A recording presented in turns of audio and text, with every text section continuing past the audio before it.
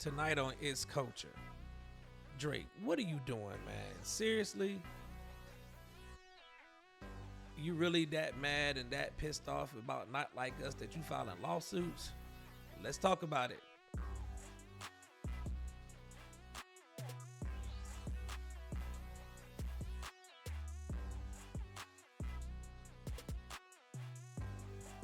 Welcome to It's Culture Podcast. My name is Mark, and I'm the host of It's Culture Podcast. Tonight, y'all, we just gonna dive deep into what's going on. Breaking news. It's being reported by everybody. Drake filed a lawsuit against Kendrick Lamar's Not Like Us, and he is accusing Universal Music Group and Spotify of artificially inflating the numbers for Not Like Us to make it go viral, as well as Kendrick Lamar using pay for play and payola to get the numbers up using influencers. But before we get into all of that, you can do me a favor, hit the like button, hit that share button, hit the subscribe button, hit the notification bell so you can get all the updates. We're over 6,300 subscribers, y'all, and I am extremely gracious and thankful to everybody who has subscribed. Y'all keep helping grow this channel. This is a new channel. Y'all are growing it, and I appreciate that. Let's keep going. Let's get to 7,000, 8,000, 9,000, 10,000. Let's keep getting these numbers up, and I'll keep bringing you all good content. Now, so as I was saying earlier, artist Drake, has filed a lawsuit in the Supreme Court of New York, alleging that Universal Music Group and Spotify use artificial inflated numbers to rise to make Not Like Us go viral. And I have the actual docket, the petition that was filed in the state of New York. We're going to go over that tonight. I'm going to also put it in the description so you all can download it and read it for yourself, because I'm not going to go through it all. I'm going to read some parts of it. I'm going to read some parts about what he's alleging that Universal Music Group did and Spotify, and then I'm going to read the part about what he's accusing Kendrick Lamar of doing. Everybody knows about the rap beef. Everybody knows about what people consider the greatest rap beef ever. That's what I think it was Billboard that labeled it that. That happened back in May. But it all started with First Person Shooter. Then it went on to Not Like Us, which everybody considered the death meal because it was equivalent to like the Hit 'em Up Tupac of the 90s. It was that type feel. It was a West Coast vibe, a bop that people could see walk to, just Not Like Us, and it was an anthem. And Drake is saying that Universal Music Group and Spotify inflated the numbers on that by using bots. Now, I don't, why he's doing this, I have no idea. Perhaps maybe it's just jealousy because the song went viral and it's talking about some crazy stuff in there. But it's a diss song that went viral. It's played everywhere. But he's saying that people didn't listen to it. The numbers are fake. So I'm going to show y'all this real quick. Let's get to it. So this is the petition right here, filed in the state of New York, right? And it's in the matter of the application of Frozen Moments LLC. So this is Drake's company, Frozen Moments. And so he's got, you see the verified petition. You see who the petitioner is, right? Who is against, who's the respondent. It's Universal Music Group Incorporated and Spotify. And then he has what he's saying, In the beginning, he talks about Lucian Grange making some remarks in regards to how hard it is for artists to break into the industry. Now, everybody knows this. He says that 60,000 songs are added to Spotify every day.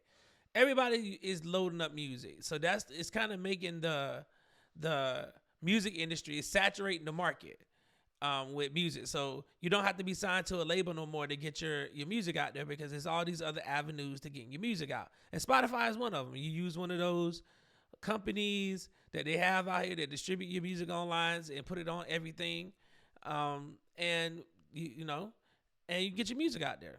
You don't need, you can use DistroKid and all these people. You don't need to use a label, and that's what Lucian Grange was talking about. So they said in the third quarter of 2024, Spotify boosted more than 640 million monthly active users. Okay, so that's what it's saying. Is all these users. Okay, I use Spotify. All my kids use Spotify. You know what I'm saying? We have Spotify for families. So yes, that's how we listen to our music. You know, got some references here. Then it goes down to the dispute, right? He talks about how Spotify pays music companies like UMG to license the music so you can listen to it. That's how the streaming platforms. That's why, you know, and then they pay out based on the streams, right? So he talks about how much money Spotify paid UMG to license the music out, you know, and then he talks about the subscriptions and streaming and all this stuff. So let's get down to the part. It says its own belief that UMG charged Spotify licensing rate 30% lower than it usually license rates for Not Like Us in exchange for Spotify affirmatively recommending the song to users who are searching for other unrelated songs and artists. So Drake is the legend that UMG told Spotify, hey, listen, we'll drop down how much we charge y'all to license our music. So as long as y'all put this song in everybody's purview so they can see it and hear it. That's what he's alleging, right? He said neither UMG nor Spotify disclosed that Spotify had received compensation of any kind in exchange for recommending the song. On information and belief, Spotify pays UMG licensing fees through the wires of mail, okay?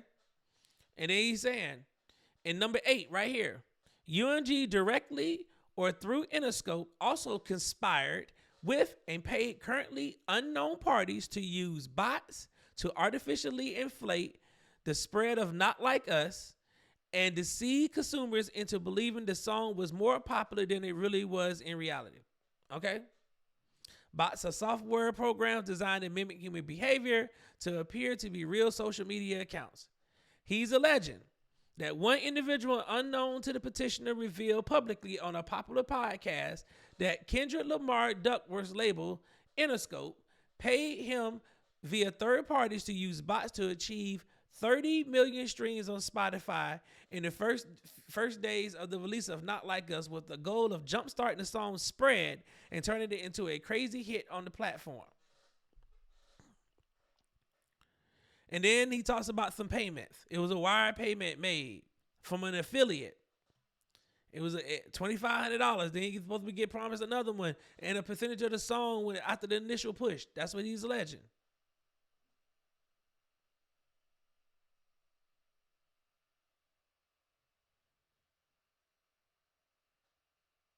And he's talking about, in this part, he says that online sources reported that when users asked Siri to play them the album Certified Lover Boy by recording artist Aubrey Drake Graham, DBA Drake, Siri instead played Not Like Us, which came lyrics Certified Pedophile, and an allegation against Drake. This is what he's alleging. And it keeps going. He talks about the practice of payola being used. He talks about when UMG had agreed to pay $12 million to settle a lawsuit because of pay to play. He talked about NFR podcasts. It said that UMG paid them to promote the song to his users without disclosing the payment. That's what he's talking about. Drake is alleging that podcasters got paid to boost the numbers.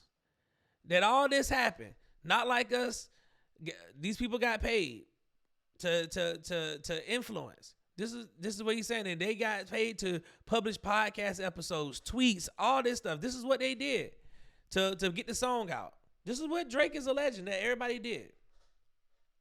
All in gets to make Not Like Us this viral song.